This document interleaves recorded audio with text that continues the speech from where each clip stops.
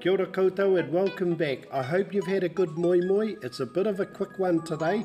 If you find this one a bit difficult, go back and watch the other ones. We're going to move along quick today, looking at kupu, he huinga kupu. Kia ora koutou and welcome back to the ABCs of Te Reo Māori, Te Umuariki, and thank you for joining me again. And congratulations, good on you for taking the time out to look at the ABCs of Te Reo Māori. Anyone who's been with me over the last few videos, you will know what we're about to do today, and we are going to go along quite quick. And if you find this video a little bit quick for you, you may need to watch the previous ones to get a bit of a heads up as to what we're doing today. There's a bit to cover. We've covered the oro puare, oro kati, oro care, and out of that you will find some words have evolved. Out of that process. So today we're going to cover them. I am going to go pretty quick, and all I need you to do is whakarongo, titiro, and kōrero. Just repeat after me. Marama, ai. Let's go. Ae. Ai. Ai. Ai. Tai. Tai. You got the picture. Ao. Ao. Aotearoa. Au. Au. Au. Ahau. Rite tonu. Ea. Ea. Mea. Ei. Ei. Kei. Kei te pai. Eo. Eo. Reo. Te reo Māori. Eu. Eu. Weu. Te pū, te more, te weu. Weu. Ia. Ia. Au, koe, ia. Ka pai whānau. Hia. Ie. Ie.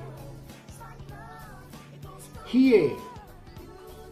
Ka pai, just new words or particles of words, and words that you will realise once you start writing where they derive from. Io. Io. Io. Tio. Ka pai, nearly there. Iu. Iu. Pew pew. Oa. Oa. Hoa. Roa. Oe. Oe. Moi. Moi moi. Oi. Oi. Poi. Ka pai koutou. Ou. Pou. Pou pou. Koutou. Last lot. Ua. Ua. ua ua, hua, huarākau. Nice stuff. Ue,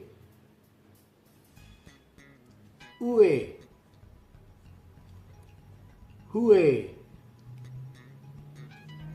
ui, ui, hui,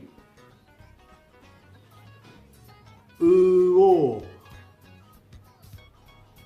uo.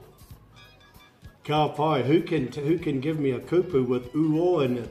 I only know one so far. Tuohu, tuohu. And I acknowledge and vow and acknowledge you all today. Whaia te iti kahurangi, kei te tuohu koe me he maunga teitei. So as you're learning that language and those challenges that we're facing, let us only bow to a lofty mountain. Whaia te iti kahurangi, kei te tuohu koe me he maunga teitei. I acknowledge you in your journey learning Te Reo Māori. I invite you back to join me tomorrow as we put together the Māori alphabet, te matatau o Te Reo Māori, the ABCs of Te Reo Māori. Hei ko nei rā whānau. Woohoo!